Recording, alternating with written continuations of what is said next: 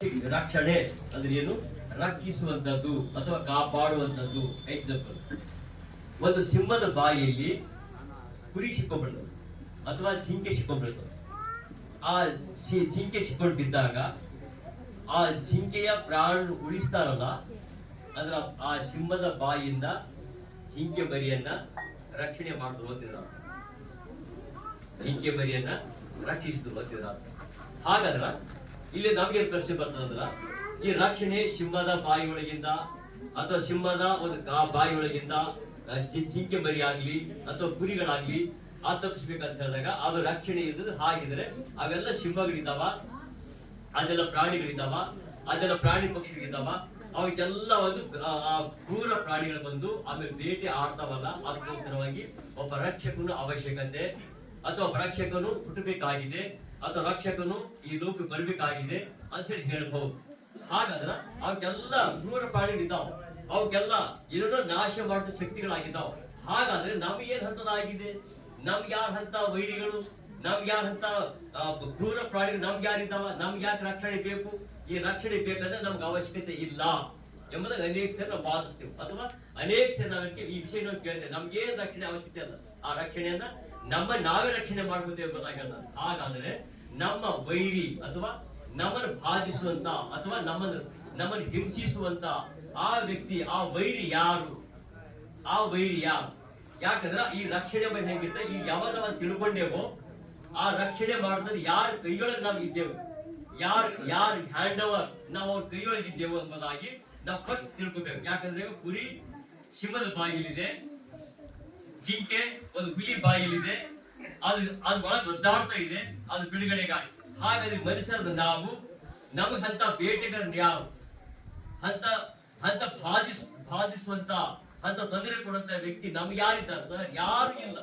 ನಾವ್ ಎಲ್ಲಗಳಿಗೂ ನಾವು ಚೆನ್ನಾಗಿದ್ದೇವೆ, ನಾವು ಎಲ್ಲಕ್ಕಿಂತ ಬಲಿಷ್ಠರು ನಾವೇ. ಯಾಕಂದ್ರೆ ನಾವ್ ಎಂತವರಾಗಿದ್ದೇವೆ ಗೊತ್ತಾ? ಹುಲಿಯನ್ನ ಆಡಿಸೋರಾಗಿದ್ದೇವೆ ಸರ್ಕಾರ, ಅದು ಸಿಂಹಗಳನ್ನ ಆಡಿಸೋರಾಗಿದ್ದೇವೆ, ಆನೆಗಳನ್ನ ಆಡಿಸೋರಾಗಿದ್ದೇವೆ. ಆದ್ರೆ ಅದು ನಮ್ಗೆ ಯಾವ್ದು ನಾಶ ಮಾಡುದು, ಯಾವ್ದು ನಮ್ಮಲ್ಲಿಲ್ಲ ಎಂಬುದನ್ನ ನಾವು ಯೋಚನೆ ಮಾಡ್ತೇವೆ. ಆದ್ರೆ ಬೈಬಲ್ ಅಲ್ಲಿ ಮಾತಾಡ್ತಾರೆ, ನಮ್ಮ ವೈರ್ಯ, ನಮ್ಮ ವೈರ್ಯ ನಾವ್ ಯಾರಿಗಂತೇವೆ ಹೇಳ್ರಿ? ನಮ್ಮ ವೈರ್ಯ ಅಂತ ಯಾರಿಗಂತೇವು? ನಮ್ ಹಿಂದೆ ಇದ್ದವರಿಗೂ, ಮುಂದಿದ್ದವರಿಗೂ, ನಾವ್ ಇಷ್ಟ ಪಡ್ಲಾರ್ದವರಿಗೂ, ನಮ್ ಹಿಂದೆ ಏನೋ ನಮ್ಮಲ್ಲಿ ಮಾತಾಡ್ಲಾರ್ದವರಿಗೂ, ನಮ್ ಕೆಲ್ಸಕ್ಕೂ ಯಾವ್ದೋ ಅಡ್ಡಿ ಉಂಟು ಮಾಡಿ ನಾವು ಇವ್ರಿಗೆ ವೈರಿಗಳಂತ ಹೇಳ್ತೇವೆ. ಹೌದಾ? ಇವರಿಗೆ ನಾವು ವೈರಿ ಅಂತ ಹೇಳ್ತೇವೆ. ಅವ್ರು ಹೇಳ್ತಾರೆ ಹಾಗೆ ಅವ್ರು ನಮ್ ಸರಿ ಇಲ್ಲ, ಯಾಕೆ ಕೆಲಸ ಹೇಳ್ತೇವೆ ದುಶ್ಮನ ಕಾಯಿ ಅಂತ ಹೇಳಿದ್ರೆ ಏನ್ ಹೇಳ್ತೇವೆ? ಬಗಮೆ ಹೇಳ್ತೇವೆ. ಅಂದ್ರ ಎಲ್ಲಿದ್ದಾರೆ? ಹಾಗಾದ್ರೆ ಇದು ಲೌಕಿಕವಾಗಿ, ಲೌಕಿಕ ದೃಷ್ಟಿಯಲ್ಲಿ ಬಗಮೆ ಇರಬಹುದು. ಆದರೆ ಈ ಬೈಬಲ್ ಪ್ರಕಾರ ಆತನು ನಿಮ್ಮನ್ನ ವೈರಿ ಅಲ್ಲ. ಅದು ಬೈಬಲ್ ಹೇಳ್ತಾರೆ ನಿನ್ನ ನೆರೆಯವನು, ನಿನ್ನ ಮಗ್ಗಲಲ್ಲಿ ಇರುವಂತವನು, ನಿನ್ನ ಮನೆ ಸುತ್ತಮುತ್ತ ಇರುವಂತವನು. ಆದ್ರೆ ಆ ಬೈಬಲ್ ನಿನ್ನ ನೆರೆಯವನು ನಿನ್ನಂತೆ ಪ್ರೀತಿಸಬೇಕು. ಹಾಗಾಗಿ ವೈರಿ ಆಗಲ್ಲ, ಇದನ್ನ ವೈರಿ ಆಗ್ಲಿಕ್ಕೆ ಆಗಲ್ಲ. ಹಾಗೆ ನಾವು ವೈರಿ ಯಾರು ಆಗಿರ್ಬೋದು? ವೈರಿ ಯಾರು? ಒಂದು ವರ್ಷ ಹೋದ್ರೆ ಒಂದು ಪೇತ್ರ ಯಾರು ವೈರಿ ಎಲ್ಲಿ ಅಂದ್ರೆ ವೈರಿ ಯಾರು ಅಂತ ನೀವು ದಾರಿ ಅಥವಾ ಆಟೋಮೆಟಿಕ್ ಗೊತ್ತಿರ್ತದೆ. ಒಂದು ಪೇತ್ರ 5ನೇ ಅಧ್ಯಾಯ ಅದು 7ನೇ ವರ್ಷ ಹೋದ್ರೆ 8 ಒಂದು ಪೇತ್ರ. ಯಾಕಂದ್ರೆ ವೈರಿ ಯಾರು ಅಂತ ನಾವು ಕರೆಕ್ಟ್ ತಿಳ್ಕೋಬೇಕು. ಅಂತಂದ್ರೆ ರಕ್ಷಣೆ ಅಂತ ನಮಗೆ ಗೊತ್ತಾಗ್ಲಿಕ್ಕೆ ಇದು ಸಾಧ್ಯ. 5ನೇ ಅಧ್ಯಾಯ 1 ಪೇತ್ರ 5. ನಿಮ್ಮ ಚಿಂತೆಯನ್ನೆಲ್ಲ ಆತನ ಮೇಲೆ ಹಾಕಿರಿ, ಆತನು ನಿಮಗೋಸ್ಕರ ಚಿಂತಿಸುತ್ತಾನೆ. ಸ್ವಸ್ಥ ಚಿತ್ತರಾಗಿರಿ, ಎಚ್ಚರವಾಗಿರಿ.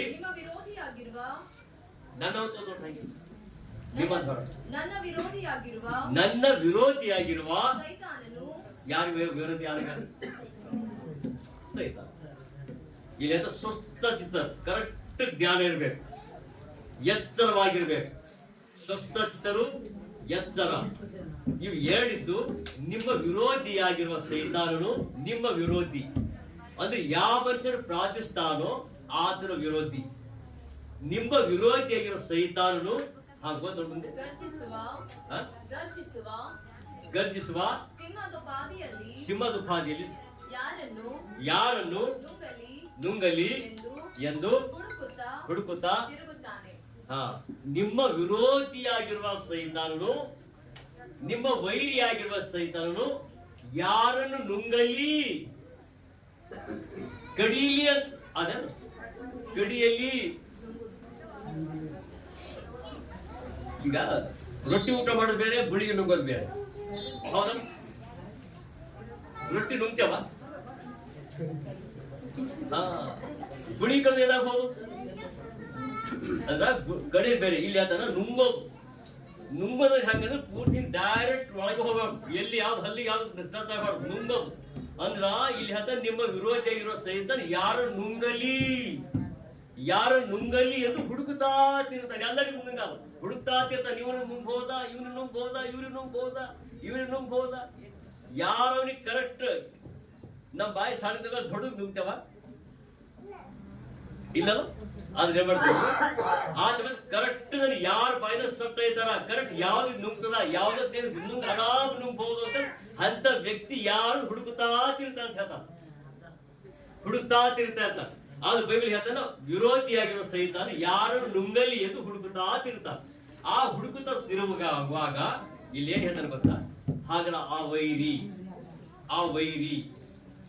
ಯಾರು ಅಂತ ಹೇಳಿದಾಗ ಆ ವೈರಿ ನಮ್ಮನ್ನ ಹೆಂಗ್ ಬಾಧಿಸ್ತಾರ. ಈಗ ನಾವು ಬಾಧಿಸ್ಲತ್ತಿಲ್ಲ ಅಂತೇವ್, ಏನ್ ಮತ್ತೆ ಬಾಧಿಸ್ಲತ್ತಿಲ್ಲ, ನಮ್ಗೆ ತೊಂದರೆ ಕೊಡ್ತಾ ಇಲ್ಲ, ಅಥವಾ ನಮ್ಗ ಯಾವುದೇ ಅದ್ರ ಅಡ್ಡಿ ಅಂತ ನಾವು ಮಾಡ್ತಾ ಇಲ್ಲ ಎಂಬುದಾಗಿ ನಾವು ಹೇಳ್ತಾರೆ. ಆದ್ರ ಬಾಧಿಸಂತ ಹೇಳ್ತಾರ. ಆದ್ರ ಇಲ್ಲಿ ದೇವರಾಗೆ ಹೇಳ್ತಾನ ಬಾಧಿಸು. ಹೆಂಗ್ ಬಾಧಿಸ್ಬೋದು? ಈಗ ನಾವಂತೆ ಬಾಧಿಸ್ತಾ ಇಲ್ಲ, ಆದ್ರೂ ಬಾಧಿಸುವಂತ ಕಾರಣ, ಬಾಧಿಸುವ ಉದ್ದೇಶ ಏನು ಗೊತ್ತಾ? ಅದು ಒಂದೇ ಒಂದು ಉದ್ದೇಶ, ನೀವು ಅಥವಾ ನಾವು ಈ ಮನುಷ್ಯನು ಸುಖವಾಗಿ ಬದುಕಬಾರದು. ಯಾವುದು ವೈರಿ? ಒಂದ್ ಎಕ್ಸಾಂಪಲ್, ಈಗ ನಮ್ಮ ವೈರಿ ನಾವು ಸಂತೋಷವಾಗಿ ಖುಷಿ ಪಡ್ತಾನ, ಒಳ್ಳೆ ಬಟ್ಟೆ ಹಾಕೋದ್ರಿಂದಾಗ್ಲಿ, ಒಳ್ಳೆ ಮನೆ ಕಟ್ಟೋದ್ರಿಂದಾಗ್ಲಿ, ಒಳ್ಳೆ ಕಾರ್ ತಗೋದ್ರಿಂದಾಗ್ಲಿ, ಮನೆ ಜನ ಹೊಡೆದ ಬೆಳೆಯುವಾಗ್ಲಿ, ಅದು ಮಾಡೋ ಎಲ್ಲ ವೈರಿಗೆ ಬಹಳ ಖುಷಿನ. ಹೊಟ್ಟೆ ಕಿಚ್ಚು ಹ್ಯಾಂಗಂದ್ರೆ ನೀ ಒಳ್ಳೆ ಡ್ರೆಸ್ ಹಾಕ್ಬಾರ್ದು, ನೀ ಒಳ್ಳೆ ಮನೆ ಕಟ್ಟಬಾರ್ದು, ನೀ ಮನೆ ಚೆನ್ನಾಗಿ ಡೆವಲಪ್ ಮಾಡಬಾರ್ದು, ನಿನ್ ಮಕ್ಕಳು ಚೆನ್ನಾಗಿ ಓದಬಾರ್ದು, ಇವೆಲ್ಲ ಕಂಡು ನಿಮ್ ವೈರಿಗೆ ಬಹಳ ಸಿಟ್ಟು. ಈಗ ಅದೇ ಪ್ರಕಾರವಾಗಿ ಇಲ್ಲಿ ಬೈಬಲ್ ಹೇಳ್ತಾನ, ನೀನ್ ಅಭಿವೃದ್ಧಿ ಆಗುವಂತದ್ದು ಆ ವೈರಿಗೆ ಇಷ್ಟ ಇಲ್ಲ, ನೀನು ಡೆವಲಪ್ ಆಗುವಂತದ್ದು ಆ ವೈರಿಗೆ ಇಷ್ಟ ಇಲ್ಲ, ಆದ್ರೆ ಸಂತೋಷ ಇಲ್ಲ. ಹಾಗಾದ್ರೆ ಇಲ್ಲಿ ಹೇಳ್ತಾನ ಆ ವೈರಿ ಹೆಂಗ್ ಸಂತೋಷ ಇಲ್ಲ ಮಾಡ್ತಾನ, ಯಾವ ರೀತಿ ನಮ್ಗೆ ತೊಂದರೆ ಕೊಡ್ತಾನ, ಯಾವ ರೀತಿ ಬಾಧಿಸ್ತಾನ. ಎಕ್ಸಾಂಪಲ್ ಯಾವ ರೀತಿ ಮಾಡ್ತಾನ ಗೊತ್ತಾ? ಮನೆ ಕಟ್ಟುವಾಗ ದೇಹದಲ್ಲಿ ಬಲಹೀನತೆಗಳು, ರೋಗದಲ್ಲಾಗ್ಲಿ, ಕುಟುಂಬದ ಅಶಾಂತಿ, ಜಗಳಿಂದ ಕೋರ್ಟ್ ಕೇಸು, ಕೇಸು ಎಲ್ಲ ಮಾಡ್ಕೊಂಡು ಕುಟುಂಬ ಸಂತೋಷ ಪ್ರೀತಿ ಇಲ್ಲದಿಂದ ಮಾಡಿ ಎಲ್ಲ ವೈಮನಸ್ಸು ಮಾಡಿ ನಿನ್ನ ಕುಟುಂಬ ಸಂತೋಷ ಇರಬಾರ್ದು. ಕುಟುಂಬದಲ್ಲಿ ತೊಂದರೆ ಇರಬೇಕು, ಕುಟುಂಬದಲ್ಲಿ ಕಾರಟ ಇರಬೇಕು, ಕುಟುಂಬದ ಸಮಸ್ಯೆಗಳು ಇರಬೇಕು, ಕುಟುಂಬದಲ್ಲಿ ಅದು ಇದು ಇಂಥ ಏನೇನೋ ಬರ್ತಾ ಇರಬೇಕು. ಇವೆಲ್ಲ ಬರ್ತಾ ಹೋದಾಗಲೂ ನೀನು ಎಷ್ಟು ದುಡಿತೀಯಲ್ಲ, ಆ ದುಡಿದೆಲ್ಲ ನಿನ್ನ ಜೀವನಕ್ಕೆ ಕರೆಕ್ಟ್ ಆಗಬಾರ್ದು. ಯಾವ್ದಾದ್ರು ಚಟ ನೀನು ಹಿಡ್ಕೊಂಡಿರ್ಬೇಕಾದ್ರು, ಯಾವ್ದು ರೀತಿ ನೀನು ಕುಟುಂಬಕ್ಕೆ ಕೊಟ್ಟ ನಿನ್ನ ಆದಾಯ ಇದೆಯಲ್ಲ ಎಲ್ಲ ಖಾಲಿ ಮಾಡಿಬಿಡ್ಬೇಕು. ಆ ಸರಿ ಹೇಳ್ತಾರ. ಇನ್ನೊಂದು ಈಗ ಹೇಳ್ತಾರೆ, ಏಸು ಬರ್ತಾರೆ ಈ ಲೋಕಕ್ಕೆ ಯಾಕೆ ಕೊಟ್ಟಂದ್ರೆ ಈಗ ರಕ್ಷಿಸುವುದಕ್ಕಾಗಿ, ಅಂದ್ರೆ ಅದ್ರೊಳಗಿದೆಲ್ಲ ನೀನು ಹೊರಗಡೆ ಬರ್ಬೇಕು ಅಂತ, ನೀನು ಸುಖವಾಗಿ ಬಾಳ್ಬೇಕು ಅಂತ, ನೀನು ಸಂತೋಷವಿರ್ಬೇಕು ಅಂತೇಳಿ ಲೋಕರ್ ಬರ್ಸುವಂತೆ 1:75 ಹೋದ್ರೆ. ಯಾಕಂದ್ರೆ ಅಲ್ಲಿ ಆತ ಉದ್ದೇಶ, ಈ ಲೋಕ ಬರ್ಬೇಕಾದ್ರೆ ಆತ ಉದ್ದೇಶ ಅಂದ್ರೆ ನೀನು ಸಂತೋಷವಾಗಿರ್ಬೇಕೆಂಬ ಕಾರಣಕ್ಕಾಗಿ, ಈ ಲೋಕದಲ್ಲಿ ನೀನು ಸಂತೋಷ ಇರ್ಬೇಕೆಂಬುದಾಗಿ, ನಿನ್ನ ಕುಟುಂಬದಲ್ಲಿ ಯಾವ ಸಮೃದ್ಧಿ ಇರ್ಬೇಕೆಂಬುದಾಗಿ ಲೋಕ ಬರ್ಸುವಂತೆ 1:74-75 ಹೀಗೆ ನಾವು ನಮ್ಮ ವೈರಿಗಳ ಕೈಯಿಂದ ವೈರಿಗಳ ಕೈಯಿಂದ ಬಿಡುಗಡೆ ಹೊಂದಿ ಭಯ ಇಲ್ಲದವರಾಗಿದ್ದು ನಮ್ಮ ಜೀವಮಾನದಲ್ಲೆಲ್ಲ ನಿರ್ಮಲ ಚಿತ್ತದಿಂದಲೂ ನೀತಿಯಿಂದಲೂ ತನ್ನ ಸನ್ನಿಧಿಯಲ್ಲಿ ಸೇವೆ ಮಾಡುವಂತೆ ನಮಗೆ ಅನುಕೂಲ ಮಾಡಿದ್ದಾನೆ. ಇಲ್ಲಿ ಅದನ್ನ ನಾವು ನಮ್ಮ ವೈರಿಯ ಕೈಯಿಂದ ಬಿಡುಗಡೆ ಹೊಂದಿ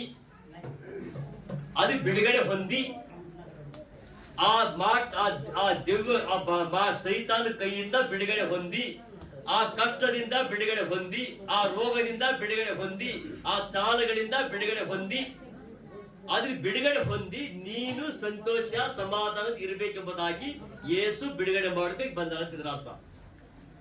ಯಾಕೆ ಬಂದಿಲ್ಲ? ಸುಮ್ಮನೆ ಏನೋ ಒಂದು ಹೆಂಗ ಕ್ರಿಸ್ಮಸ್ ಏನೋ ಇಲ್ಲ, ಆದ್ರೆ ನೀನು ಬಿಡುಗಡೆ ಹೊಂದಬೇಕು.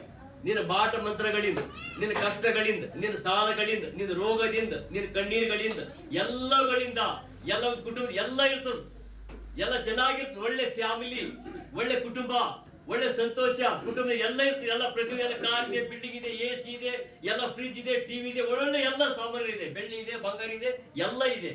ಆದರೆ ಕುಟುಂಬ ಸಂತೋಷ ಸಮಾಧಾನಗಳಿಲ್ಲ, ಎಲ್ಲ ಇದೆ ಸಂತೋಷ ಇಲ್ಲ, ಎಲ್ಲ ಇದೆ ಜಗಳಗಳು, ಒಬ್ಬರಿಗೆ ಕಂಡ್ರೆ ಒಬ್ಬರಿಗೆ ಆಗುದಿಲ್ಲ, ಒಂದೇ ಮನೆ, ಒಂದೇ ಊಟ, ಒಂದೇ ಮನೆ, ಒಂದೇ ಬಾಗಿಲು ಆಗಿದ್ರು ಗಂಡನಿಗೆ ಹೆಂಡತಿ ಇಷ್ಟಪಡೋದಿಲ್ಲ, ಹೆಂಡತಿ ಗಂಡ ಇಷ್ಟಪಡೋದಿಲ್ಲ, ತಂದೆ ತಾಯಿ ಮಕ್ಕಳಿಗೆ ಇಷ್ಟಪಡೋದಿಲ್ಲ.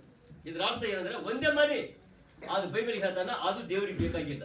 ಅದು ಹೇಳ್ತಾನ ಆ ಸಂತೋಷ ಆ ಸಮಾಧಾನ ಇರಬೇಕೆಂಬುದಕ್ಕಾಗಿ ಆ ದೇವರಿಗೆ ಭೂಮಿಗೆ ಬಂದ್ರೆ ಎಂಬುದಾಗಿ ಹೇಳ್ತಾನೆ. ಅದು ಬಿಡುಗಡೆ ಮಾಡೋದಕ್ಕಾಗಿ. ಅದಕ್ಕೆ ಅದನ್ನ ಕ್ರಿಸ್ಮಸ್ ಹೇಳ್ತಾನ, ಹೆದರಬೇಡಿರಿ, ಕೇಳಿರಿ ಜನರಿಗೆಲ್ಲ ಮಹಾ ಸಂತೋಷ. ಅಂದ್ರ ಹೆದರಬೇಡ, ಯಾವುದೇ ಕಾರಣಕ್ಕೆ ಹೆದರಬೇಡ. ಯಾಕಂದ್ರೆ ದೇವರು ನಿನ್ನ ಸಂಗಡ ಇದ್ದಾನೆ ಎಂಬುದಾಗಿ, ಆ ದೇವರ ಜೊತೆ ಇದ್ದಾನೆ ಎಂಬುದಾಗಿ, ಆ ದೇವರ ಸಂಗಡ ಇರೋದ್ರಿಂದ ಆತನ ಎಲ್ಲ ಬಿಡುಗಡೆ ಮಾಡ್ತಾನೆ. ಆ ಬಿಡುಗಡೆ ಮಾಡುತ್ತ ದೇವರು ಯಾಕಂದ್ರೆ ಒಂದು ಸುಮ್ಮನೆ ಸಿಂಪಲ್ ಆಗಿ ಯೋಚನೆ ಮಾಡಿ ಏನಂದ್ರೆ, ಈಗ ಆ ದೇವರು ಬೇರೆ ಆಗಿದ್ರೆ ಆತನ ಬೇರೆ ಬೇರೆ ರೀತಿ ಮಾಡ್ಬೇಕಾಗಿತ್ತು, ಹಾಗಿದ್ದಿಲ್ಲ. ಇವತ್ತೊಂದೇ ನಿಮ್ ದೇವರಿಗೆ ನಂಬಿದ್ದ ಆಗಿರ್ಬೋದು, ನಂಬಲಾರ್ದ್ರು ಆಗಿರ್ಬೋದು, ನಂಬಿದರ್ಬೋದು, ನಂಬಲಾರ್ದ್ರು ಆಗಿರ್ಬೋದು, ಎಲ್ಲ ಸೇಮ್.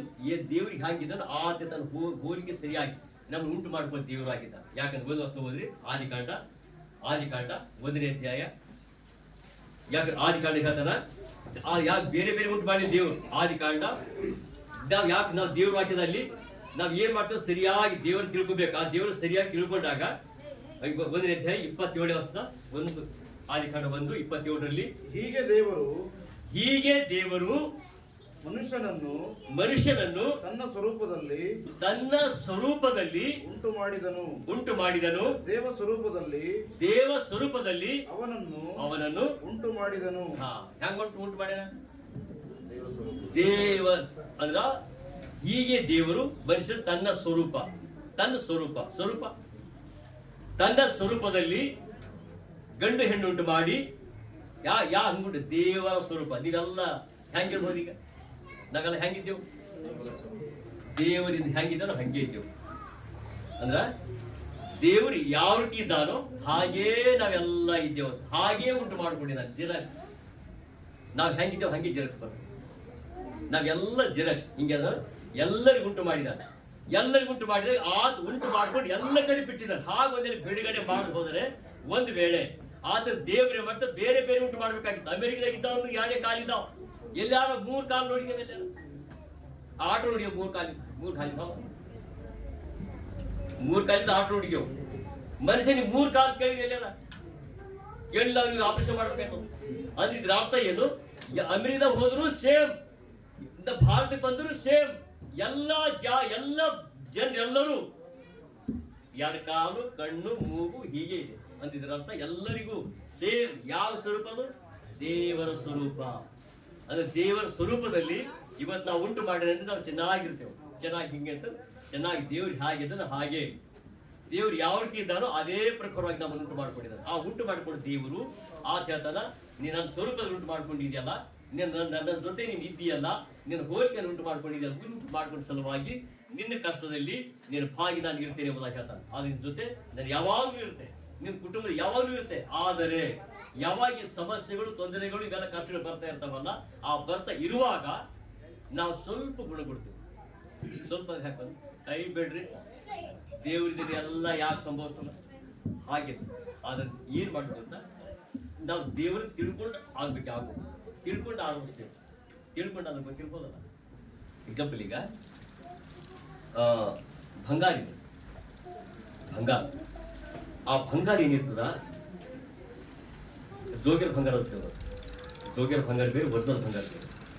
ಬಂಗಾರ ಅಂಗಡಿಗೆ ಹೋದಾಗ ಜೋಗಿರ ಬಂಗಾರ ಕಟ್ಟು ಕಳಿಸ್ಬೇಕು, ಬಿಡ್ತೀರ ಆತಾಗ ಸೋಲ್ ಬಿಡ್ತೀರಿ, ದುಡ್ಡು ಸೇವ್ ಅಲ್ಲ.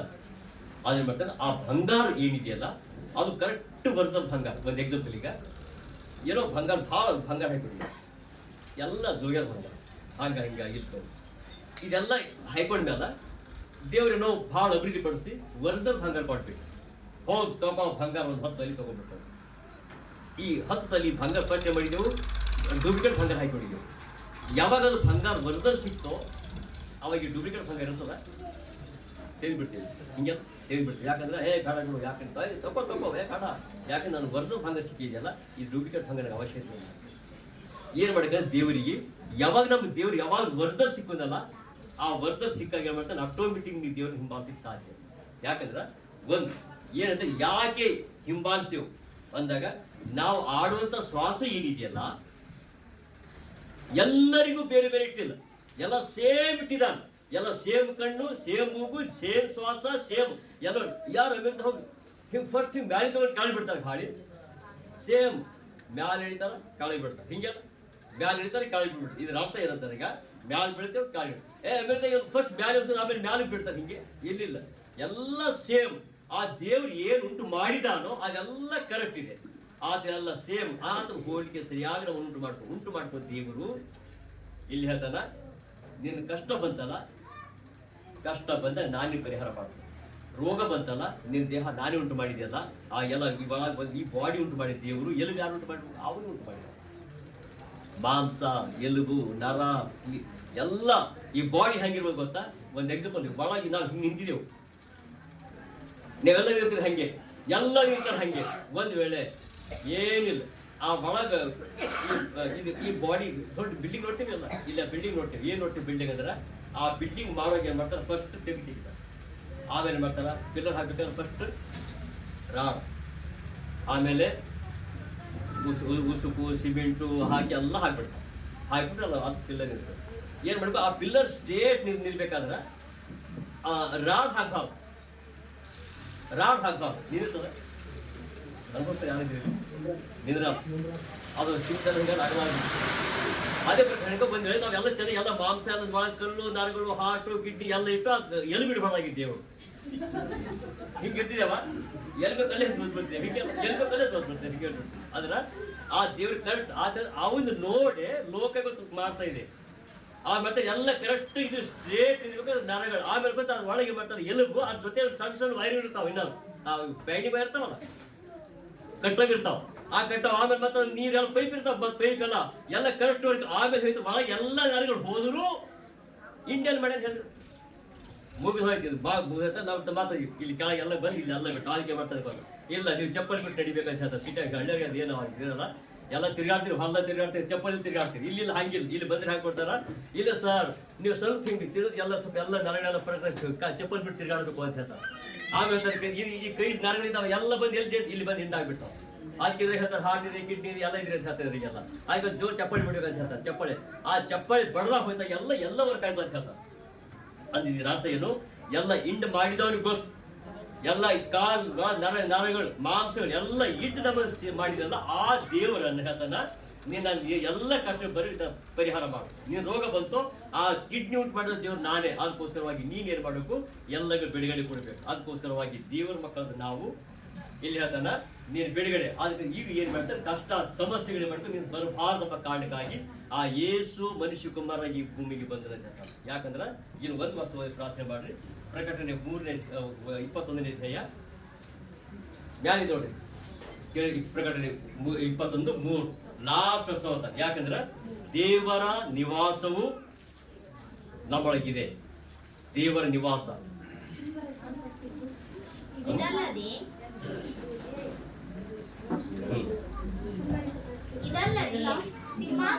ಸಿಂಹಾಸನದೊಳಗಿಂದ ಬಂದ ಮಹಾಶಬ್ದವು ನನಗೆ ಕೇಳಿಸಿತು.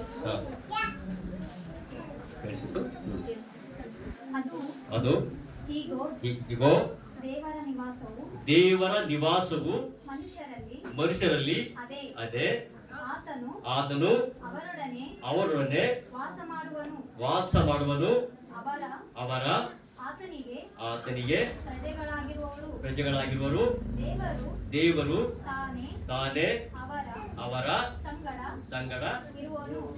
ಸಾಕು. ಇಲ್ಲ ಇಗೋ ದೇವರ ನಿವಾಸವು, ದೇವರ ನಿವಾಸ ದೇವರ ನಿವಾಸ ನಾವಂತೇವು. ದೇವರ ನಿವಾಸ, ದೇವರ ನಿವಾಸವು ನಮ್ಮಲ್ಲಿದೆ. ದೇವರ ನಿವಾಸ ನಮ್ಮಲ್ಲಿ. ನಾವು ಹೇಳ್ತೇವೆ ಇಲ್ರಿ ನಮ್ಮಲ್ಲಿ ಇಲ್ಲ, ದೇವರ ನಿವಾಸ ನಮ್ಮಲ್ಲಿ ಇಲ್ಲ. ಅದು ಬೈಬಲ್ ಹೇಳ್ತದೆ ದೇವರ ನಿವಾಸ ನಿಮ್ಮಲ್ಲಿದೆ. ಯಾಕಂದ್ರೆ ದೇವರು ಉಂಟು ಮಾಡಿದ್ದು ನಿನ್ನೊಳಗೆ ಇಟ್ಟ ನಾವು ಇಟ್ಟಿದಾನ. ಹೆಂಗ್ ಇಟ್ಟಿದಾನ? ಎಕ್ಸಾಂಪಲ್ ಯಾವ ರೀತಿ ಇಟ್ಟಿದಾನ ಅಂತ ಹೇಳಿದಾಗ, ನಮ್ಮಲ್ಲಿ ಇಲ್ಲಪ್ಪ ದೇವ್ರ ನಿವಾಸ ನಮ್ಮಲ್ಲಿ ಇಲ್ಲಿ ಅಂತಾನ. ಇಗೋ ದೇವರ ನಿವಾಸವು ಮನುಷ್ಯರಲ್ಲಿ ಇದೆ. ಎಲ್ಲ ಮನುಷ್ಯರಲ್ಲಿ ಇದೆ. ಬರೀ ಚರ್ಚಿ ಬಂದ್ರೆ ಮಾತ್ರ ಇಲ್ಲ ಅಂತಲ್ಲ, ಎಲ್ಲಾ ಜಾತಿ ಜನರಲ್ಲಿ ಇದೆ. ಆ ನಿವಾಸವು, ಆತನ ಮನೆ ಎಲ್ಲರಲ್ಲಿಯೂ ಇದೆ. ಹೆಂಗಿದೆ ಆತನಲ್ಲಿ? ಎಕ್ಸಾಂಪಲ್ ಯಾವ ರೀತಿ ಅಂದ್ರೆ, ಈಗ ದೇವರ ನಿವಾಸವು ಮನುಷ್ಯರಲ್ಲಿ ಇದೆ. ನಾನು ಹೇಳ್ತೇನೆ, ನಾವು ಪ್ರೇಯರ್ ಮಾಡ್ತೇವಲ್ಲ, ಪ್ರೇಯರ್ ಮಾಡೋರು ಇಲ್ಲ ಅಂತ ನಾನು ಹೇಳ್ಬೋದು. ಏನೋ ಬೈಬಲ್ ಅಂತ ಅವರಲ್ಲಿ ಇದೆ. ಯಾಕೆ? ಒಬ್ಬನೇ ದೇವ್ರು ಎಲ್ಲರಿಗೂ ಉಂಟು ಮಾಡಿರಲ್ಲ, ಉಂಟು ಮಾಡಿ ದೇವ್ರು ಎಲ್ಲ ಇಟ್ಬಿಟ್ಟಾರೆ. ಎಕ್ಸಾಂಪಲ್ ಫೋನ್ ಇದೆ ಅಂದ್ರೆ ಫೋನಲ್ಲಿ ಸಿಮ್ ಇದೆ, ಕ್ಯಾಮ್ರಾ ಇದೆ, ಎಲ್ಲ ಇದೆ, ಒಂದೆಲ್ಲ ಸೇರಿ ಇಷ್ಟೆಲ್ಲ ಆಗ್ಬಿಟ್ಟು ಏನ್ ಮಾಡ್ತಾರ? ದೇವರ ನಿವಾಸ ನಮ್ಮಲ್ಲಿದೆ, ಎಲ್ಲರಲ್ಲಿ ಇದೆ. ಎಲ್ಲರಲ್ಲಿ ಹೆಂಗಿದೆ? ಎಕ್ಸಾಂಪಲ್ ಮುಂಜಾನೆ ಯಾರು ಇಡ್ಲಿ ನಾಷ್ಟ ಮಾಡಿರ್ಬೋದು, ಹೌದಾ? ಪೂರಿ ನಾಷ್ಟ ಮಾಡಿರ್ಬೋದು, ಯಾರು ಉಪವಾಸ ಬಂದಿರ್ಬೋದು. ಹಿಂಗೆಲ್ಲ ಅದು ಉಪವಾಸ ಬಂದೇವು ಅಂತಿರ್ಬೋದು. ಉಪವಾಸ ಬಂದ್ಬಿಟ್ಟು ಹೇಳ್ತಾನ, ಸರ್ ಊಟ ಆಯ್ತಾ? ನಾಷ್ಟ ಮಾಡ್ರ?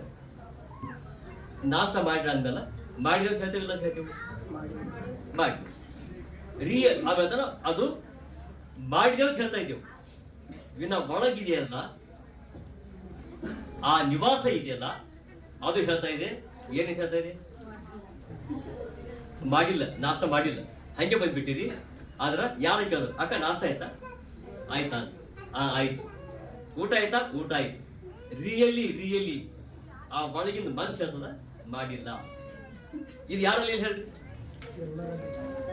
ಬರೀ ದೇವ್ರ ನಂಬಿದವರು ಮಾತ್ರ ಅಂತ ಅಲ್ಲ, ಎಲ್ಲರಲ್ಲಿ ಇದೆ. ಆ ಸತ್ಯ ದುಡಿಯುವಂಥದ್ದು ಏನಿದೆಯಲ್ಲ, ಅದು ಎಲ್ಲರಲ್ಲಿ ಇದೆ. ಅದು ಹೇಳ್ತಾನ, ದೇವರ ನಿವಾಸವು ಮನುಷ್ಯರಲ್ಲಿದೆ. ದೇವರ ನಿವಾಸ ಮನುಷ್ಯರಲ್ಲಿದೆ. ಆಮೇಲೆ ಹೇಳ್ತಾನ, ಆತನು ಅವ್ರನ್ನ ವಾಸ ಮಾಡುವನು. ಆತನೇ ಅವ್ರ ಜೊತೆ ಎಲ್ಲರ ಜೊತೆ ವಾಸ ಮಾಡ್ತಾನೆ. ನಿನ್ ಜೊತೆಗೆ ಇರ್ತಾನ. ನೀನ್ ಎಲ್ಲಿ ಹೋಗ್ತಾ ಇದ್ದೀವಿ ಎಲ್ಲ ನಿನ್ ಜೊತೆ ಇರ್ತಾನೆ. ಆತನ ಆತನ ಪ್ರಜೆಗಳಾಗಿರೋ ದೇವ್ರು ತಾನೇ ಅವ್ರ ಸಂಗಡ ಇರುವನು.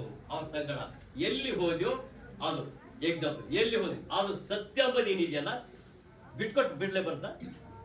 ನಿನ್ ಜೊತೆನೆ ಬರ್ತ ಸತ್ಯ ಯಾವಾಗ್ಲೂ ನಿನ್ ಜೊತೆನೆ ಬರ್ತಾ ಇರ್ತದೆ. ಹೌದ್ರ ತಪ್ಪು ಮಾಡಿದ್ರ ಮಾಡಿದೆ ಅಂತ ಹೇಳ್ತಾ ಇರ್ತದೆ, ಮಾಡಿಲ್ಲ ಅಂತ ಹೇಳ್ತಾ ಇರ್ತದೆ. ಆದ್ರ ಅದು ನಿನ್ ಜೊತೆನೇ ಬರ್ತಾ ಇರ್ತದೆ. ಅದಕ್ಕೋಸ್ಕರ ಹೇಳ್ತಾನೆ, ನಿನ್ನ ಹೋಲಿಕೆ ಸರಿಯಾಗುಂಟು ಮಾಡ್ಕೊಂಡಿದ್ದೀನಿ.